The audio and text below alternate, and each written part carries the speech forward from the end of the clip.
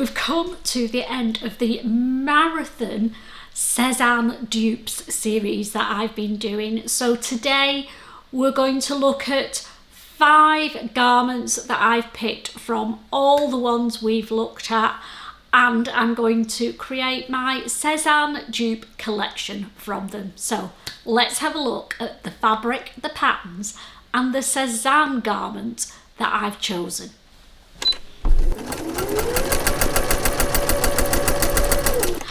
Hi there, I'm Christine the Gemini Stitcher. Welcome to my little sewing space.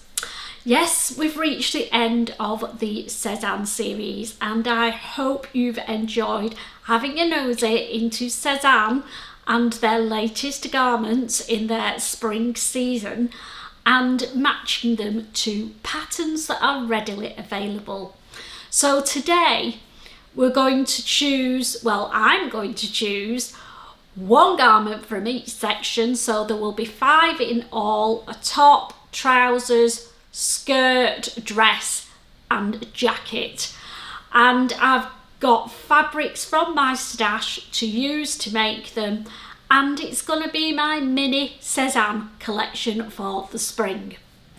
So let's have a look at the first garment that we looked at, and that was blouses. So popping up here will be the 5 Sezane tops or blouses that I looked at, and the one that I've chosen to dupe or replicate or copy is the Nevity blouse. Now I love this little boxy shape. I love the scallop detail on the button placket, and I'm hoping it's going to be really easy to dupe. So the pattern that I'm going to use to start off with to start the process is one that's from my stash and fits me well, and it is the patina blouse from Friday Pattern Company. Now this blouse has got a big wide collar on, but it's got that V-neck that I need for the Nevity dupe. So I'm going to take the collar off and then just sew the facing down inside. The only thing that I will need to do then is create the scalloped edges, and the way I'm going to do that is by choosing my buttons first, and I think I'm going to draw around them about 1 inch out to see what the curve's like, and then take it from there really. I think I'll draw them out on paper, cut it out, and then see what it looks like on the actual pattern piece. And it might be that the curves have to be spaced out a bit or made a little bit bigger, and then I'll need bigger buttons. So it's a process that I'm going to go through, and I'm going to figure it out as I go. So that is garment number 1. The fabric that I'm going to use for garment number 1 is this waffle woven fabric. It's a cotton fabric, but it's really soft. Feels really nice. I got this from Abercarn's in the sale, and pink cotton on it there, sorry. And I think it will make a really nice little Nevity blouse. So that's the fabric that I'm going to use for my top. Garment number 2 is the trousers. So popping up will be the 5 Sezane options that I had to choose between. So which ones have I gone for? Well, I quite fancy trying paper bag trousers. So I've gone for the Marty trousers. They look really nice. I'm loving the stripes. I'm hoping that the high paper bag waist and all the stripes will make me look a little bit taller, if that's possible. So which pattern am I going to use to replicate the Marty trousers?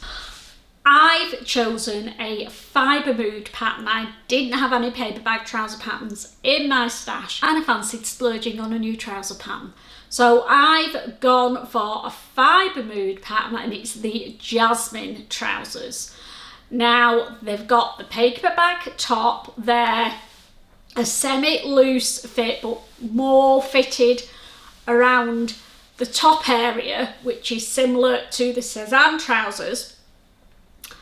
And they are quite beautiful, I think.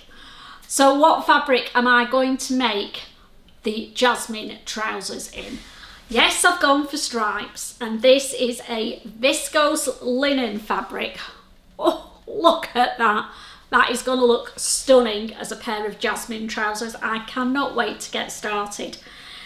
It's a viscose linen, medium weight, and it's a proper woven linen because the pattern's the same on both sides, so I am going to be careful, particularly with trousers, that I don't end up with two left legs.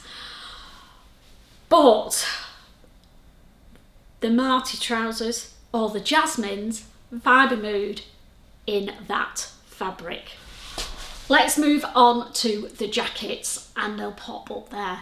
Now, there were quite a few that I fancied trying, but I've tried to stick with one I've got the pattern for, and two, I've already got some fabric in my stash because I really don't need any excuses to go and buy more fabrics. If you watch my 21 fabrics purchased vlog, you'll know exactly what I mean. So I have gone for is the Mia jacket. It's a very utilitarian jacket, one that can be worn with every outfit that I have in the spring, and I have really had some fabric in my stash because I loved the stripy version, absolutely loved it to bits, and I had the perfect fabric to recreate that look. So this is the fabric that I want to use. It's a stripy pink and white fabric, got a little bit of mechanical stretch in it. I think I originally bought this to make trousers, but I think it will make a perfect Sezane dupe jacket. Now, I have got the Ilford jacket in my stash, never used it, and I don't know why. So it could be an Ilford, but for ease of knowing that it's going to fit, I'm going to go with my tried and true pattern, which is the Barra Studios Thea jacket. Now I'm going, obviously this jacket has got the shirt shaping at the bottom, so I'm just going to straighten that out and have it like the Sezane dupe. And apart from that, I don't think there's much else that I'm going to need to do to it. So really excited to get that one made up. Now, the next category is the one that I knew I was going to struggle with because I don't make them very often, and it's the skirts category. So the skirt options will be coming up there. Now, they were all very nice in their own right, all fairly easy to replicate, I've got to be honest, but I don't have any long floaty skirts, and I thought that would be a good one to choose just so I've got it in my wardrobe. And I've chosen the Tabity skirt.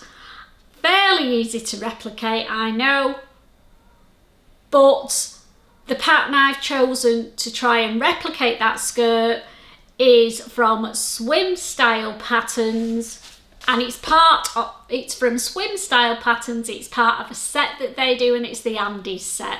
Now, I've got this pattern in my stash. I've had it for the longest time since that pattern came out, and I've never used it, partly because I think of my fear of skirts.